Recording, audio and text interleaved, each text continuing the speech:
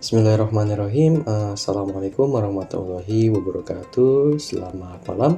Perkenalkan, nama saya Kevin Ananda Putra dengan NIM 200401072123 dari kelas IFN 41 Prodi Teknik Informatika Universitas Sibarasia. Ya, baik, pada video kali ini saya akan menjawab soal pada ujian tengah semester mata kuliah Network Programming dan Administration yang diampu oleh dosen kami yaitu Bapak Abdul Azam Azhari, Eskom Mkom. Ya, jadi video ini saya buat dalam rangka untuk memenuhi nilai ujian tengah semester pada mata kuliah ini, dan mungkin langsung saja ya saya masuk kepada topik pembahasan. Jadi sebelum saya membahas tentang soal ini ya, sebelumnya saya sudah melakukan analisis terkait dengan file paket capture yang telah diberikan, dan cukup membuat pusing juga ya, karena setelah saya analisis memang betul yang dikatakan dalam soal ini. Yang perlu kita perhatikan ya, terkait dengan ini yang telah saya blok di soal ini ya, ternyata ada beberapa ciphertext yang dicurigai hanya pengalihan. Nah, jadi di dalam file-filenya itu nanti banyak sekali ya ciphertext yang sebenarnya kalau kita lihat itu polanya sama, dan ketika kita coba dekripsi atau enkripsi pun itu hasilnya tidak bisa dibaca. Nah, mungkin nanti lebih lanjutnya akan saya jelaskan ya. Jadi pertama kita bahas dulu ya terkait dengan soalnya. Di sini ada studi kasus di mana tim SOC ya, perusahaan PT XYZ mengalami data leak. Data leak ini apa ya? Kebocoran data ya. Jadi ada kebocoran data yang dipublikasikan dari situs dark web atau darknet oleh threat actor. Threat actor ini kita bisa bilang sebagai seorang pembobol apa ya? Hacker ya. Kita anggap saja ini threat actornya adalah seorang hacker ya. Jadi si hacker ini mempublikasikan data milik PT XYZ ini ke dark web atau darknet ya.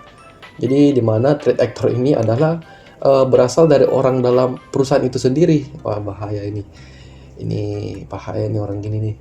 Oke, selanjutnya tim SOC yang analis berupaya menganalisis traffic jaringan menggunakan Wireshark dari file level 2 paket capture ya yang telah disematkan pada jalur protokol komunikasi TCP dan DNS, dan menemukan kecurigaan yang diindikasi merupakan suatu ciphertext. Nah, ini jadi indikasi pertamanya adalah isinya adalah sebuah ciphertext ya. Oke, yang bisa kita lihat nanti ya di dalam filenya. Oke, selanjutnya ternyata ada beberapa ciphertext yang dicurigai hanya pengalihan. Nah, nanti fokus kita akan di sini ya, terkait dengan ini ciphertext yang hanya dibuat sebagai pengalihan. Oke, dari data yang dikirim oleh insider. Jadi si insider ini membuat ciphertext itu sebagai pengalihan. Jadi ada beberapa ciphertext yang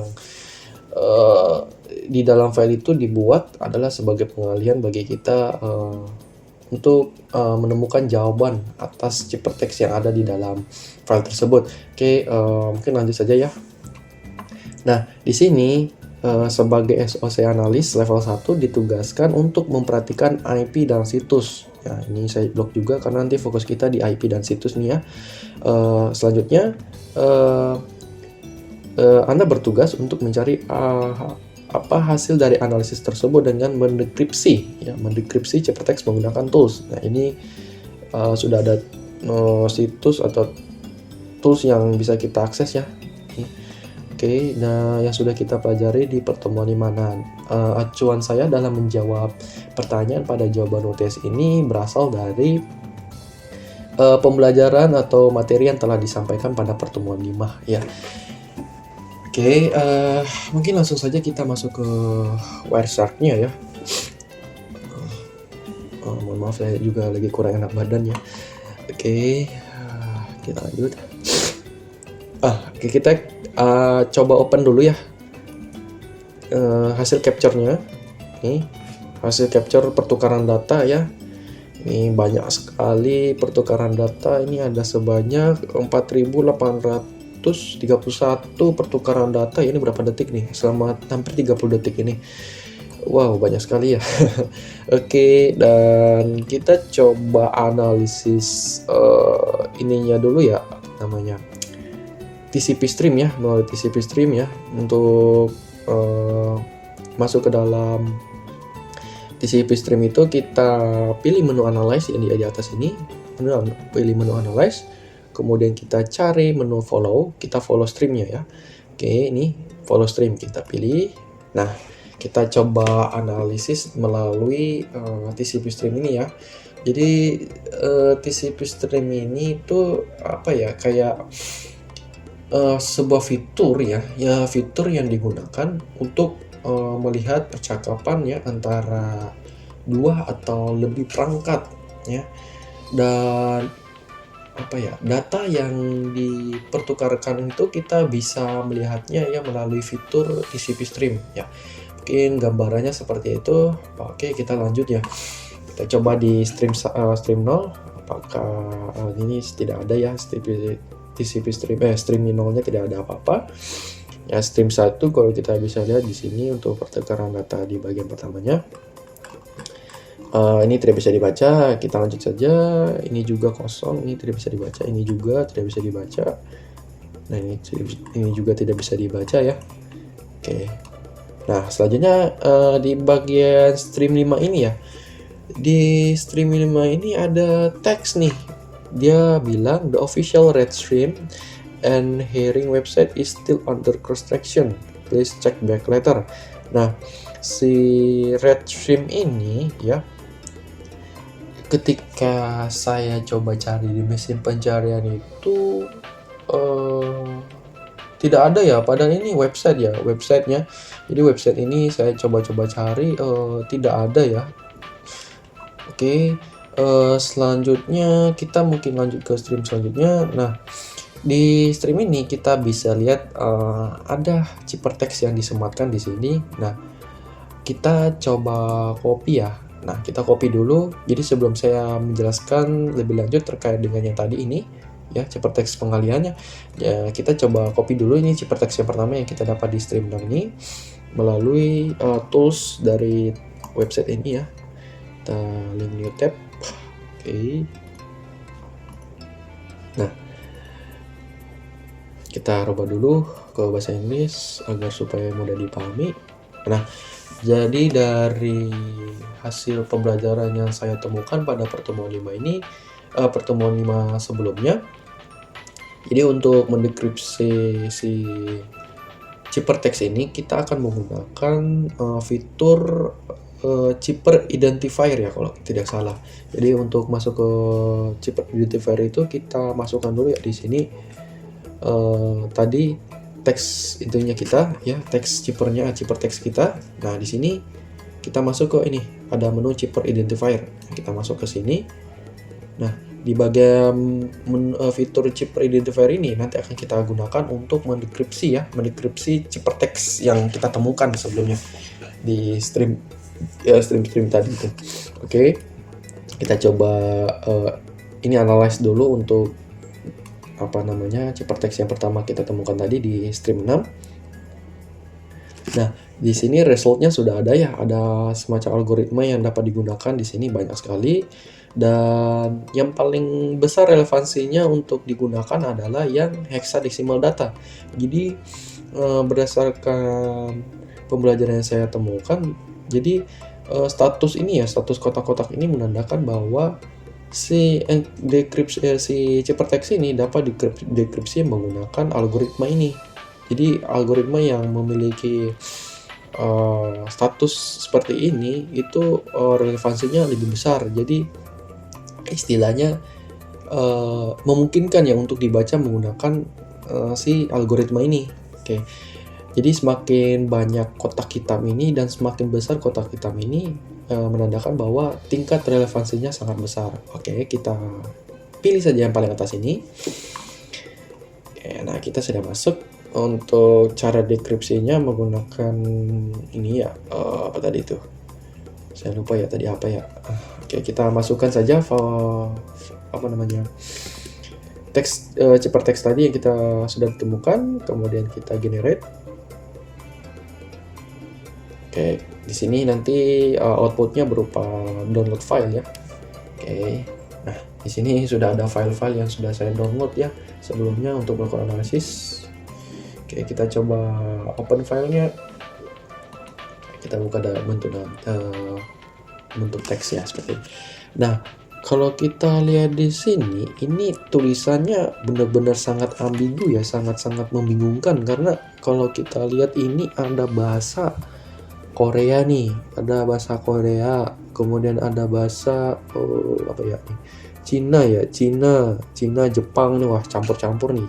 Dan kalaupun kita coba cari di mesin pencarian ya terkait dengan bahasa ini ya, bahasa apa nih? Cina, Jepang, Korea ini yang campur-campur kayak gini nih, tidak ada nih. Bahkan kalau kita cari di Google Translate pun, coba ya kita cari Google Translate. Saya juga belum tes tadi ya sebelumnya. Nah, kita coba cek auto detect Indonesian. Nah, di sini bahkan si Google Translate pun tidak bisa menerjemahkannya tulisan-tulisan ini karena bercampur nih. Nah, kita coba satu-satu ya. Ini Hangul Korea apa ya? Hangul Korea apa bukan ya? Coba kita coba cek. Oke, apa? Ya ini sudah ada apa. Tapi sangat sulit ya kalau kita membaca model seperti ini. Nah, jadi ini yang saya bilang sebelumnya ya di bagian soal tadi. Jadi si cipher teks ini ya, cipher teks dari stream 6 ini adalah cipher teks pengalihan. Jadi kita cipher teks ini walaupun kita enkripsi atau kita dekripsi ya, itu hasilnya benar-benar tidak bisa dibaca. Dan kalau saya lihat ya dari analisis yang saya lakukan sampai di 114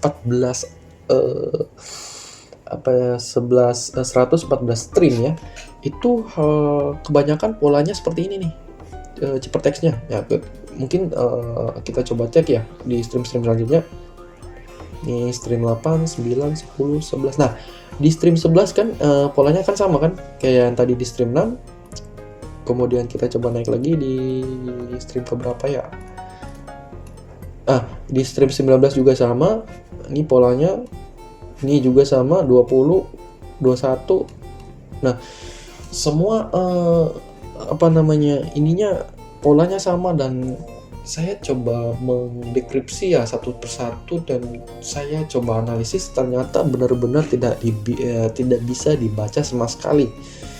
Jadi saya menyimpulkan bahwa benar yang dimaksudkan tadi di sini bahwa ternyata ada beberapa cipher teks yang dicurigai hanya pengalihan. Nah, ini nih cipher teksnya nih. Ini adalah cipher teks yang dibuat untuk sebagai pengalihan saja. Nah, pada titik ini saya benar-benar bingung dan ketika saya mencoba lagi ya mempelajari terkait dengan analisis si cipher teks yang model-model begini ya, saya menemukan bahwa di bagian ininya ya hostnya ya di bagian atas nih, kalau kita bisa lihat ya di stream. Maksudnya kalau di bagian cipher teks yang model begini yang isinya seperti ini, kalau kita lihat hostnya itu mengarahnya ke IP ini nih 18.217.1.57. Jadi dari analisis yang saya lakukan saya menemukan ada kejanggalan di sini karena setiap cipher teks yang muncul di sini ngarahnya ke ini nih IP hostnya dari 18.217.1.57. Nah, coba saya cari kan ya, kita coba cari ya IP, kita panggil IP, kita masukkan IP address sih tadi tuh mana sih ininya, kita copy kemudian kita paste di sini, kita coba cari. Nah, di sini saya coba analisis kan terkait dengan IP ini ya, destinationnya.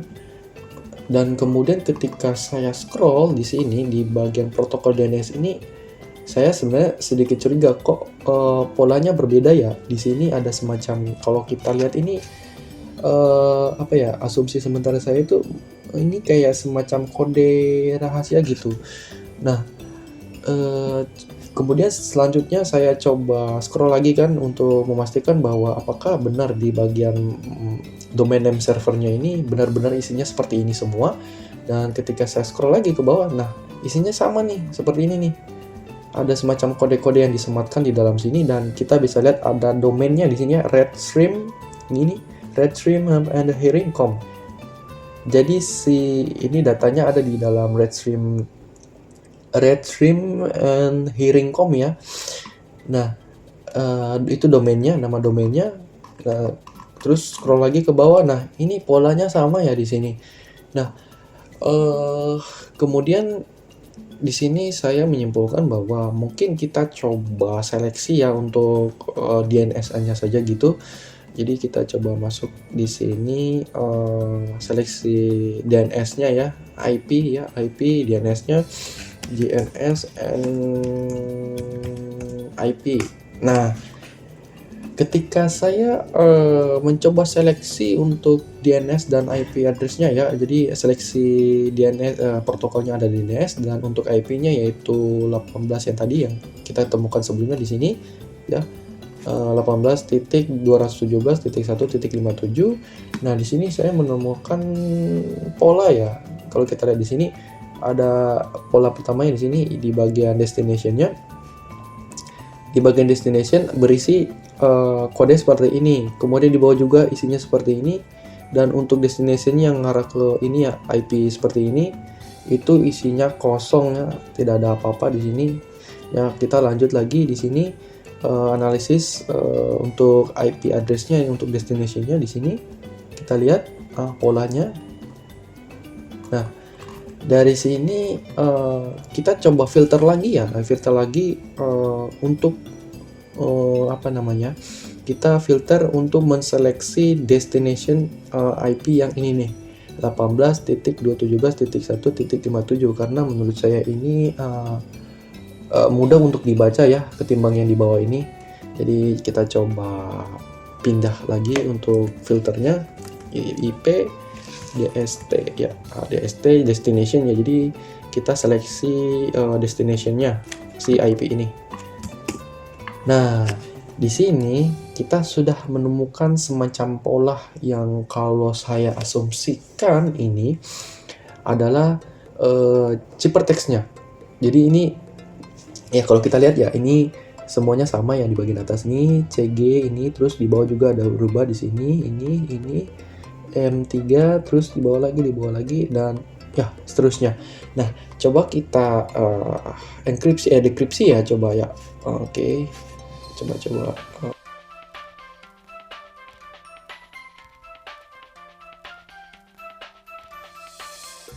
sabar, mohon maaf. Jadi saya berasumsi bahwa mungkin ya semua tulisannya ada di sini itu mungkin perlu disatukan seperti itu. Jadi kita coba satukan ya, coba kita pisahkan lagi, kita pindahkan di sini seperti ini saja. Semoga bisa dibaca ya. Oke, kita copy, kemudian kita coba dekripsi ya si ciphertext ini. Karena menurut saya ini modelnya seperti ciphertext ya.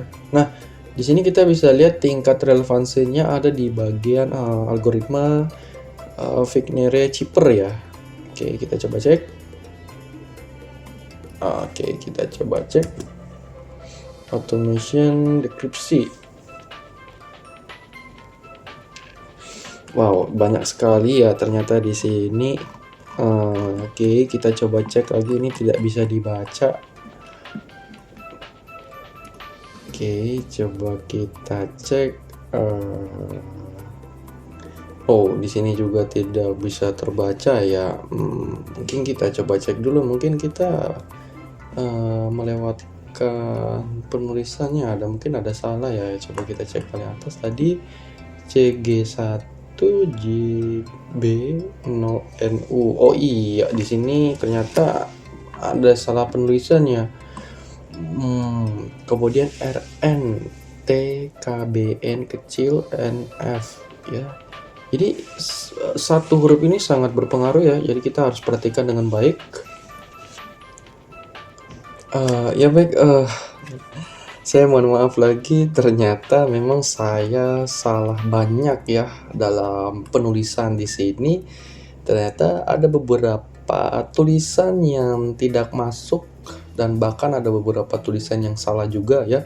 Jadi yang tadi saya bilang bahwa satu teks itu sangat berpengaruh. Mau dia berubah huruf, angka, ya, ataupun dia hilang, ataupun penambahan itu sangat-sangat berpengaruh pada si hasil ceper teksnya, atau nanti ketika di deskripsi itu nanti hasilnya tuh sangat berpengaruh. Jadi di sini kesalahan saya lagi berulang kali di mana saya lupa ya, bukan lupa, saya tidak meneliti dengan baik terkait dengan penulisannya, dan ini kode yang telah berhasil saya tulis, dan kita coba copy lagi ini, kemudian kita taruh di sini, kita paste seperti tadi. Oke, kita ambil semuanya, kita balik lagi ke si aplikasinya tadi, kita coba deskripsi ya, semoga berhasil. Kita bisa lihat di bagian algoritma B64 coding ini tingkat relevansinya sangat tinggi, dan coba kita masuk ya. Kalau tingkat relevansi tinggi seperti ini biasanya sudah bisa mendeskripsi ya teksnya. Kita coba tes, semoga saja berhasil. Oke, di sini kita sudah mendapatkan hasil yang sebenarnya walaupun kita tidak bisa baca, namun kalau tidak bisa baca ya maksudnya penulisannya tidak terlalu jelas, tapi kita bisa lihat di sini bahwa si cipertext ini yang kita temukan tadi sebelumnya melalui analisis DNS ya, berdasarkan IP destination-nya itu 217.1.57 ya. Melalui analisis ini kita mendapatkan bahwa cipertext-nya ya berisi yaitu Pico CTF dalam kurung kerawal DNS underscore 3x ya, DNX exfil ftw dead beef. Nah, jadi pesan deskripsi yang saya temukan di dalam file ini yaitu adalah Pico TF DNS exfil ftw dead beef. Jadi itulah hasil analisis yang saya dapatkan dari analisis yang saya lakukan dari si file level 2 packet capture yang telah disematkan pada soal. Dan ya baik, mungkin sekian yang dapat saya sampaikan dan saya berikan pada video kali ini, dan mohon maaf tadi ada beberapa permasalahan teknis ya terkait dengan penulisan untuk mendapatkan cipertext-nya ya. Saya mohon maaf karena kelalaian saya juga dan kurang ketelitiannya saya juga, dan mungkin itu saja ya yang bisa saya sampaikan pada video ini. Kurang lebihnya saya mohon maaf sebesar-besarnya, dan terima kasih atas perhatiannya. Wassalamualaikum warahmatullahi wabarakatuh.